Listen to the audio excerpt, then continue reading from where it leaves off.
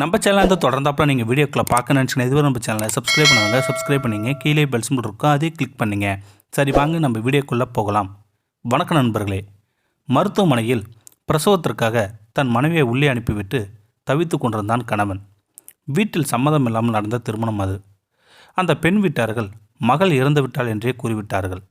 துணைக்கு யாரும் இல்லாமலே தாய்க்கு தாயாக இருந்து அவளை கண்ணும் கருத்துமாக பார்த்து இன்று இவ்வளவு தூரத்திற்கு அழைத்து வந்த அவனுக்கு இப்பொழுது சற்று பயமாகவே இருந்தது.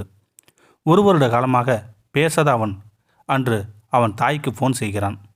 அம்மா, மருத்துவமனையில் யாருமின்றி அனாதையாக நிற்கிறேன். உள்ளே அவள் வயிற்று பிள்ளையுடன் போராடுகிறாள்.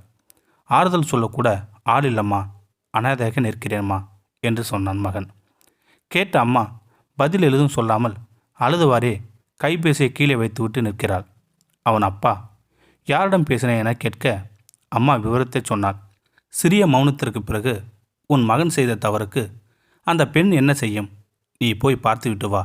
ஆனால் நான் செத்தாலும் அவன் முகத்தில் விழிக்க மாட்டேன் என்றார் கணவன். அம்மா கிளம்பி வெளியே போன சில நிமிடங்களில் ஒரு கைபேசி அழைப்பு வர அதை அப்பா எடுக்கிறார். எதிரில் செல்ல மகனின் குரல்.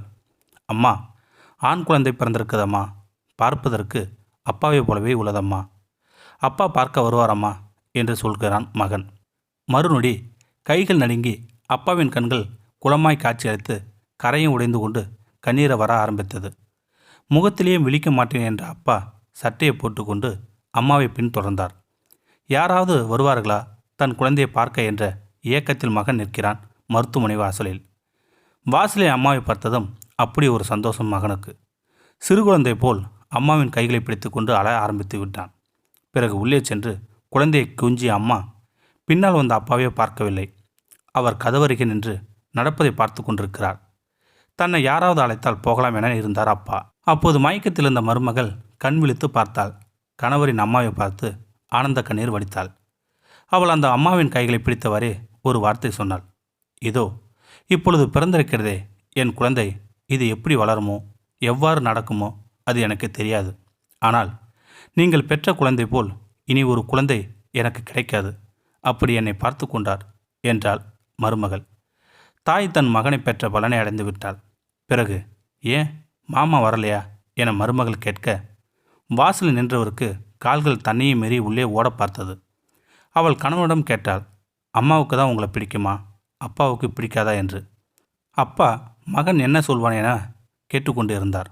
மகன் சொன்னான், அம்மா, சிறு வயதில் நான் நடந்து செல்லும்போது வழியில் சிறு பள்ளம் வந்தால் பயந்து போய் என்னை இடுப்பில் தூக்கி வைத்துக் கொள்வார்கள். ஆனால் என் அப்பா என் கைகளை பிடித்து கொண்டு, மகனே நான் இருக்கேன்டா, தாண்டுடா இந்த பள்ளத்தை என்பார். அவர் காட்டிய தைரியம்தான் என்னை இந்த அளவுக்கு உயர்த்தியது என்றார் மகன். கேட்ட அப்பா ஓடி வந்து மகனை கட்டி பிடித்து அழ ஆரம்பித்து விட்டார்கள். அனைவரும் அழ அங்கே ஆனந்த கண்ணீர் அற்புதமாய் கரை புரண்டி ஓடியது. அப்பாவும் அம்மாவும் ஒரு நாளும் பிள்ளைகளை ஏமாற்றியதில்லை. மாறாக ஒரு சில பிள்ளைகளால் ஏமாந்த பெற்றோர்கள் அதிகம். இந்த வீடியோ உங்களுக்கு பிடிச்சிருந்தா கமெண்ட் பாக்ஸில் கமெண்ட் பண்ணுங்கள். கூட உங்கள் ஃப்ரெண்ட்ஸுக்கு ஷேர் பண்ணுங்கள்.